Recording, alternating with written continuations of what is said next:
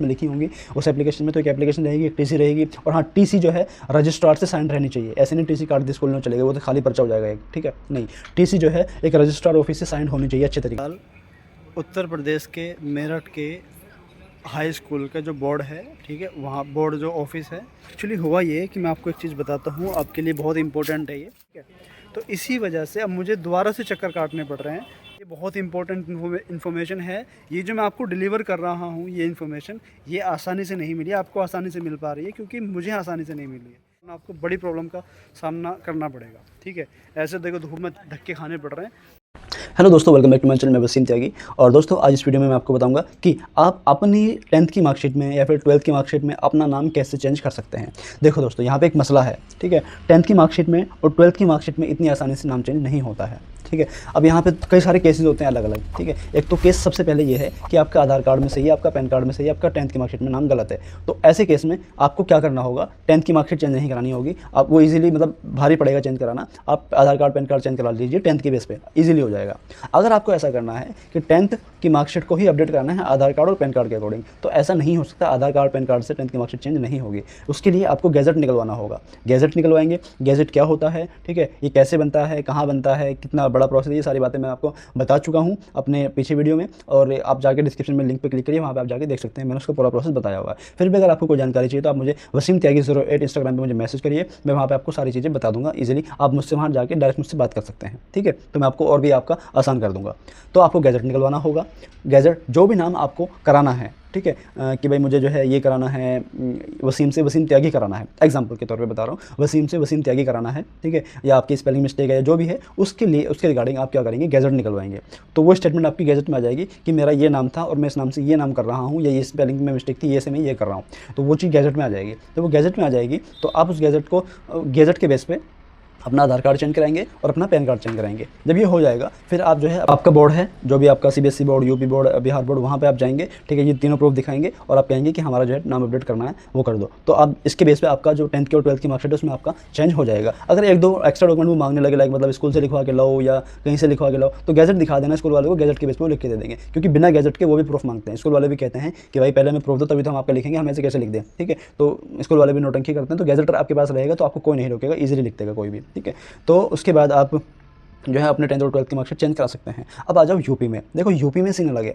UP में, उत्तर प्रदेश में gadget के बेस पे वो आपका 10th और 12th की मार्कशीट चेंज नहीं करते हैं, ठीक है। तो बेहतर है, सबसे पहले तो मैं आपको ये कहूँगा कि आप 10th और 12th की मार्कशीट यूपी में से अगर हो तो उनको छेड़ो ही नहीं।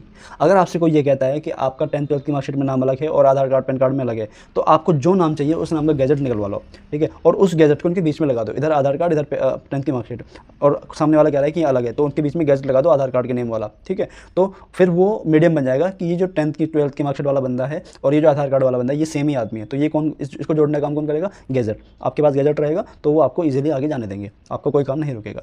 क्योंकि अगर यूपी से अगर आप हो और आप 10th और 12th की मार्कशीट चेंज कराना चाहते हो तो ये महाभारत का भी 4 गुना है, ठीक है। क्यों? क्योंकि कई केसेस ऐसे हैं जिन्होंने अपनी मार्कशीट अपडेट कराई, ठीक है, लेकिन 4-5 साल हो गए, उनके ओरिजिनल डॉक्यूमेंट्स वहाँ सबमिट हो गए, उनकी मार्कशीट भी चली गई ओरिजिनल वहाँ पे, और अब तक उनका अपडेट भी नहीं हुआ, ठीक है। बहुत बुरा हिसाब है इधर का, ठीक है। और कुछ केसेस में जल्दी आ भी जाते हैं, मतलब ये एक ऐसा है कि फाइल अपने सामने आ गई तो काम हो गया, नहीं तो पड़ी है पीछे पड़ी रहेगी, पता नहीं कहाँ दब जाएगी वो, ठीक है, वो सीन है, ठीक है। अब उसका प्रोसेस क्या है, अगर आप चेंज कराना ही चाहते हैं तो उसका प्रोसेस बता देता हूँ। आप सबसे पहले क्या करेंगे कि आप स्कूल से लिखवाएंगे एक एप्लीकेशन, उसके बाद आप टीसी बनवाएंगे, डबल टीसी, पहले भी टीसी मिली होगी, फिर दोबारा एक टीसी बनवाइए, जहाँ से आपने 10th की है या जहाँ से आपने 12th की है। अगर आप सिर्फ 10th में चेंज कराना चाहते हैं तो 10th में, दोनों में चेंज कराना है तो दोनों में, दोनों की क्लास की आप टीसी कटवाएंगे, ठीक है। दोनों पे आप उस नया नाम का जो है मेंशन करवाएंगे कि मेरा नया नाम ये है, ये होना है, ठीक है।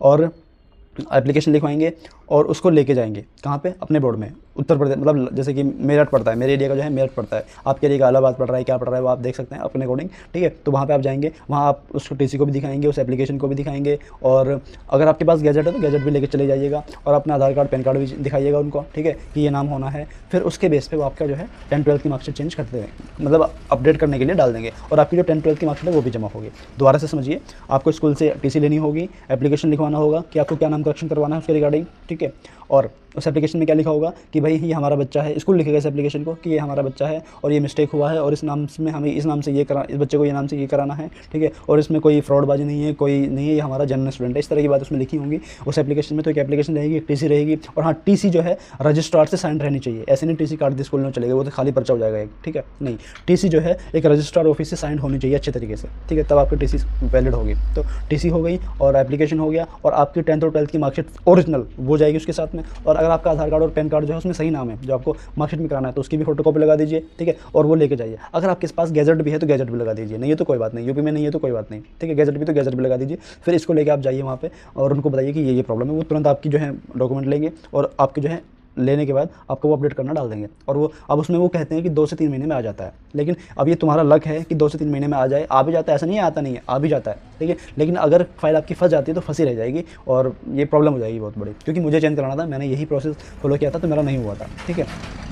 अब यहाँ पे एक केस फंसता है, अगर आप यूपी से हैं, ठीक है, तो जब आप स्कूल में जाएंगे, स्कूल में जाने के बाद आपको लोग आप कहेंगे सर हमारा जो है ये काम होना है और आप एप्लीकेशन लिख दीजिए। वो कहेगा भाई मैं किस प्रूफ पे लिखूँ, तो आपको आधार कार्ड या पैन कार्ड देना होगा। अगर आपके आधार कार्ड पैन कार्ड में भी नहीं है वो नाम तो आपको दिक्कत हो जाएगी, ठीक है। तो मेरे साथ यही हुआ कि मैं गया, मुझे वसीम से वसीम त्यागी कराना था, मगर सर ये बात है, वो कहने लगे मैं किस बेस पे लिख के दे दूँ कि आप वसीम नहीं वसीम त्यागी हो, मुझे आधार कार्ड दो, पैन कार्ड दो, वोटर आई डी कुछ तो दो मुझे। मेरे पास कुछ नहीं था क्योंकि सब में मेरा नाम वसीम था। तो उन्होंने कहा कि आप रजिस्ट्रार ऑफिस जाओ, वहाँ से परमिशन लेके आओ हमारे स्कूल के लिए कि वे इसको आदेश करें कि आप इनको लिख दो। अब मैं उनके पास गया तो उन्होंने कहा भाई मैं किस प्रूफ पे लिखूँ कि वो लिख दें, वो क्यों रिस्क ले या मैं क्यों रिस्क लूँ, ठीक है, कोई तो प्रूफ दो मुझे, ठीक है। अब बात दोनों की सही थी, ठीक है। फिर ओवरऑल जो है बात घूम के ये आई कि आप जहाँ जाओगे आपको प्रूफ मांगेंगे, ठीक है, यूपी में ये सीन है, ठीक है। तो इसीलिए आप सबसे पहले गैजेट निकलवा लो, ठीक है। अगर आपके पास नहीं है तो आप गैजेट निकलवाओ। गैजेट एक भारत का राजपत्र होता है और गैजेट के बेस पे आपका सब कुछ हो जाएगा। गैजेट क्या है, कैसे बनता है, कितना प्रोसेस है, क्या क्या करना होता है, उसकी मैंने वीडियो बनाई हुई है, वो आप जाकर लिंक में डिस्क्रिप्शन में जो लिंक है उस पर क्लिक करके देख सकते हैं, या फिर आप मुझे वसीम त्यागी 08 पे मैसेज करिए, मैं वहाँ पे आपको वसीम त्यागी 08 इंस्टाग्राम की जो मेरी आईडी है वहाँ पे जाके आप मुझे डीएम करिए, मैं आपको रिप्लाई करूँगा, मैं आपको बता दूँगा गैजेट कैसे बनता है।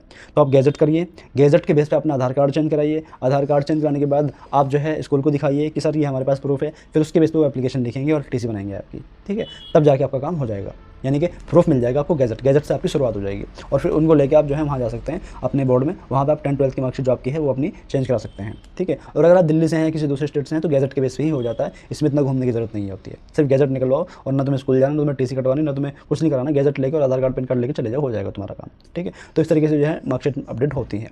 अगर कोई और भी इन्फॉर्मेशन आपको चाहिए हो तो आप जो है मेरे इंस्टाग्राम पे वसीम त्यागी 08 पे मैसेज कर सकते हैं, मैं वहाँ पे आपको बता दूँगा, और यहाँ पे कमेंट भी कर सकते हैं, कमेंट में मैं आपको रिप्लाई कर दूँगा। Thank you.